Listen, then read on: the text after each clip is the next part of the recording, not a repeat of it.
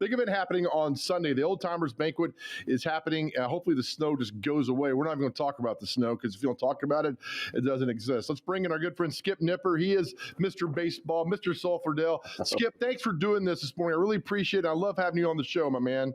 Thank you, Joe, but you just jinxed us. I think it's like a pitcher throwing a perfect game in the 8th inning and you don't mention it, and you just mentioned it. So we're going to blame that on you. I'm so sorry. I'm so sorry. All right, the Old Timers Banquet happening on Sunday. Yeah. Tommy John is your guest. And Skip, I was going down the list of what you guys had over the years. What a who's who of baseball. You got to be excited about this. Well, Tommy John will be great. He's coming up from Tampa, Florida tomorrow. And he just adds to the list of great speakers that we've had, like Harmon Killebrew. He was my favorite. Harmon Killebrew, Bill Buckner, Bucky Dent last May. We had to move our banquet because of COVID from January to May, but he was just terrific. We've had some great ones. I'm going to pull up your website at baseballinnashville.com here, Skip. You are, I'll tell you what, man, I want baseball to come to Nashville for one reason, and that is to make you happy, because this is a passion of yours. I'm going to share the screen here when I find it. Why is baseball so important to you, Skip? You know, long before there was hockey and football at the professional level in Nashville, this was a baseball town.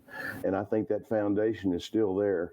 I see through Old Timers and other opportunities that the youth amateur baseball is so strong in Nashville. We are a hotbed and a hub for youth baseball, and even higher levels than that. I know there's a new semi-pro team out called the Nashville Dollies that plays a schedule like barnstorming teams used to long ago, and we've learned an awful lot about the old ball teams here in town, like the Vols and the Nashville Stars and the Nashville Elite Giants.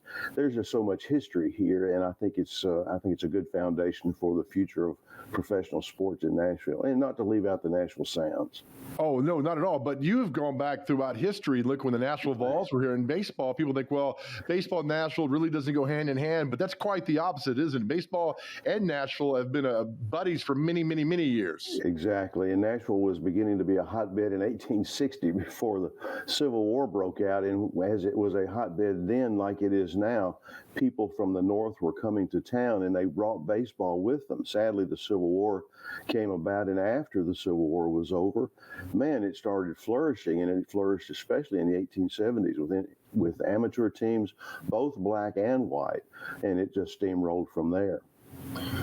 And your website, baseballinnashville.com, so much great information on there, things that are happening. And Skip, I know we brought you on top of the banquet with Tommy John, but give me 10 years, Skip. We have baseball here in 10 years, Major League Baseball? Hopefully, we'll have it before then. That's the idea. But we're at the mercy of Major League Baseball, who, as you know, is involved with talks for a new players agreement with the players. And that will have to take place and be solved before expansion is even considered. Man, there's a lot on the table for this that's going on. But I like your optimism, though, because if you go back 30 years ago, it wasn't there. But now with the Titans and the Predators and success, and, Skip, you see with the draft and with the Predators going to the Stanley Cup, and this has become a massive sports town. So if I'm looking for a city, Nashville's got to be at the top.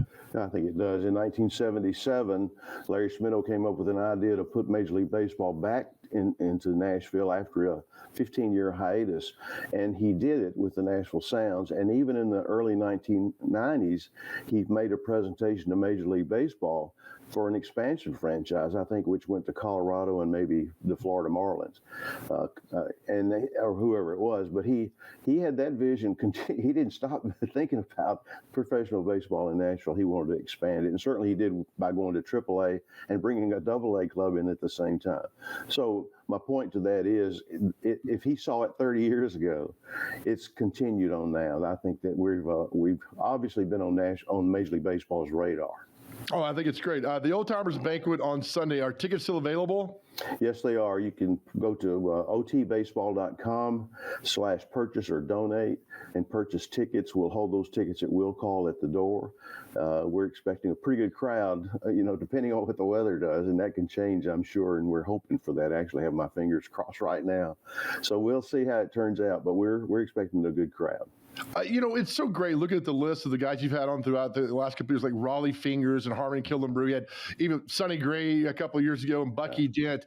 What's that like to see these guys? Because, all those guys, Skip, were growing up, were larger than life because, they weren't on TV every single night. You got the highlights here and there and you read about them in the paper. But to see those guys, I mean, when I met Del Murphy a few years ago, I couldn't talk. It's Del Murphy. And I just got the same feeling. You're a kid, aren't you, at these banquets? Yeah, it's great. One of my favorites was Bobby Richardson. I went over we had our banquet at the Maxwell House that year. He was our speaker, and I saw he and his wife for breakfast, and we were over early to help set up. And I walked over to and introduced him to myself. He introduced me to his wife. She went up to her room, and he went with me to help us set up our banquet. I mean, he was so personable. He's just terrific.